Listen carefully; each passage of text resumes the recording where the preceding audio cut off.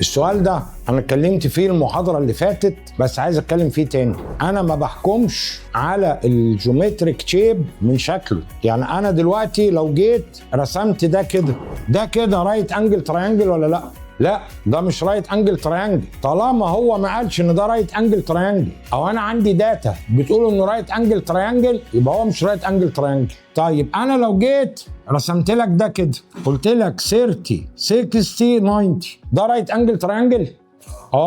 الداتا بتقول انه رايت انجل تراينجل. الطالب طلبه كتير مع السؤال ده بعد ما جاب الداتا قال لك بس ده مش شكل رايت انجل تراينجل. الداتا عندك بتقول ده رايت انجل تراينجل وسبيشال رايت انجل تراينجل 30 60 تراينجل. طبعا انت عارف ان السم اوف ميجر اوف انتيريور انجل اوف تراينجل ب 180.